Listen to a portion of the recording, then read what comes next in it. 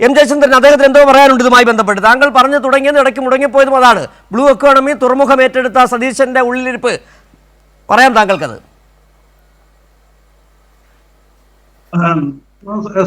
ഞാൻ ഇതിന്റെ ഒരു നയപ്രഖ്യാപനത്തിന്റെ മൊത്തത്തിലുള്ള ഒരു ഭാഗം എന്നുള്ള നിലയ്ക്കാണ് ഞാൻ കാര്യങ്ങൾ പറഞ്ഞത്.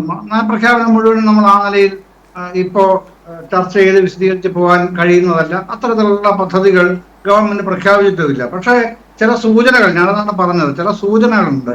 എന്താണ് ഇവരുടെ മൈൻഡ് സെറ്റ്, മനോഭാവം എന്താണ് എന്ന് വ്യക്തമാക്കുന്ന സൂചനകളാണ് മുമ്പോട്ട് വയ്ക്കപ്പെടുന്നത്. അതൊരു കാര്യമുണ്ട്. മറ്റൊരു കാര്യം, എനിക്ക് നമ്മുടെ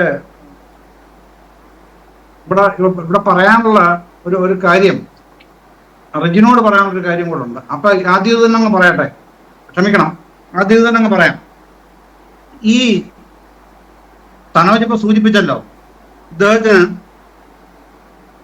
തുറമുഖ വകുപ്പ് തന്നെ വേണം എന്ന് പറഞ്ഞ് ബലം പിടിച്ച് തുറമുഖ വകുപ്പ് മുഖ്യമന്ത്രിയുടെ വെച്ചതിനെ സംബന്ധിച്ച് കോൺഗ്രസ് നേതാക്കളിൽ തന്നെ പല വിധത്തിലുള്ള വിമർശനങ്ങളും ഈ കാലയളവിൽ ഉയർന്നിട്ടുണ്ട്. പരസ്യമായിട്ടല്ല, പേഴ്സണലി സംസാരിക്കുമ്പോൾ അവർ പറയുന്നുണ്ട് ഇതിന്റെ പുറകിൽ ചില ഇടപാടുകളുണ്ട് എന്നുള്ളതടക്കം. മെയ് 1 സഫ്രോൺ സ്ട്രോക്സ് എന്ന വിമാനത്തിൽ മംഗലാപുരത്തേക്ക് പോവുകയും, അത് അദാനിയുടെ വിമാനമാണ്, ചാർട്ടേഡ് ഫ്ലൈറ്റ് ആയിട്ട് തന്നെ അത് വാടകയ്ക്കെടുത്ത് പോയി, അത്തരം കാര്യങ്ങളൊക്കെ വരുന്നുണ്ട്. പിന്നാലെയാണ് ഇതൊക്കെ വരുന്നത്.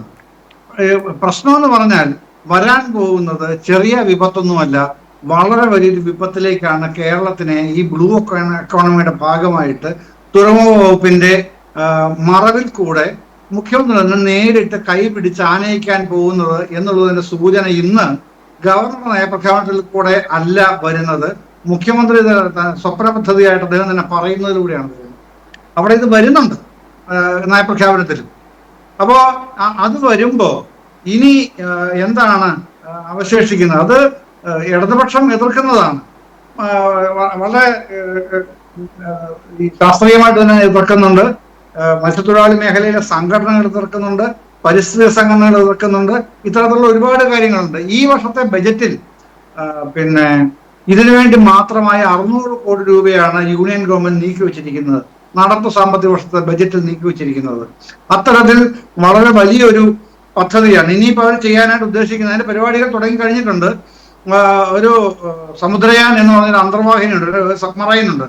6000 മീറ്റർ താഴ്ചയിൽ സമുദ്രാന്തർഭാഗത്ത് ഗവേഷണം നടത്താൻ പാകത്തിലുള്ള പദ്ധതികൾ അവർ തുടങ്ങിയിരിക്കുന്നു. ഇതിന്റെ ഭാഗമാണ്. അപ്പൊ അത്തരത്തിലുള്ള വലിയ പദ്ധതിയായിട്ട് വരുമ്പോ ഇവിടെയുള്ള നിയമസഭ അറിയണ്ടേ, രാഷ്ട്രീയ കക്ഷികൾ അറിയണ്ടേ, തീരദേശം അറിയണ്ടേ, ഇത്തരത്തിലുള്ള പ്രശ്നങ്ങളൊക്കെ അവിടെ നിൽക്കുന്നു. അത് നിൽക്കുമ്പോൾ തന്നെ റജിൻ ഒരു മറുപടി പറയേണ്ടതുണ്ട്. കഴിഞ്ഞ മണിക്കൂറുകളിൽ ഞങ്ങൾ മറ്റൊരു ചാനൽ ചർച്ചയിലുണ്ടായിരുന്നു. സിജു, ഉന്നയിക്കപ്പെട്ടൊരു പ്രധാന പ്രശ്നം, പിണറായി വിജയൻ പ്രതിപക്ഷ നേതാവാക്കിയ CPIM എവിടെയൊക്കെ പോകുന്നതിൽ വലിയ ബുദ്ധിമുട്ട് കോൺഗ്രസ്സുകാരനായ റജിന സുനിത്താൻ പ്രകടിപ്പിച്ചു കണ്ടു. അപ്പൊ റജിനെ പറയാനുള്ളൊരു കാര്യം അവിടെ ഞാൻ ഒന്ന് പറഞ്ഞു, പക്ഷെ അത് ഒന്ന് പൂർത്തീകരിക്കേണ്ടതുണ്ട്. ഇവിടെ നിങ്ങൾ തകർന്ന അത്രയും വലിയ തകർച്ചയൊന്നും ഇടതുപക്ഷം ഇവിടെ തകർന്നിട്ടില്ല. നിങ്ങളുടെ തകർച്ച എവിടെയാണെന്നറിയോ? ദേശീയ തലത്തിൽ 2009 206 MP-മാരുമായി രണ്ടാം UPA സർക്കാർ അധികാരത്തിൽ കയറിയിട്ട് 2014 നിങ്ങൾ നാണം കെട്ട തോൽവി തോക്കുമ്പോൾ കോൺഗ്രസിനുള്ള MP-മാരുടെ എണ്ണം 44 ഓർത്തിരിക്കണം, മറക്കരുത്. അത്ര നാണം കെട്ട തോൽവി കോൺഗ്രസിന്റെ എക്കാലത്തെയും വലിയ തോൽവി. അത് കഴിഞ്ഞ് പ്രതിപക്ഷ നേതാവില്ല, കാര്യം 10% MP-മാർ വേണമല്ലോ, ഇല്ല. പിന്നെ 2019 എത്ര കിട്ടി? 44 എന്നുള്ളത് ഉയർന്നത് 52 അല്ലേ? അപ്പോഴും പ്രതിപക്ഷ നേതൃസ്ഥാനം കിട്ടിയില്ല. ഇപ്പോ 2024 ഈ പറഞ്ഞ 102 കിട്ടുന്നത്. അപ്പോഴാണ് പ്രതിപക്ഷ നേതൃസ്ഥാനം രാഹുൽ ഗാന്ധി കിട്ടുന്നത്.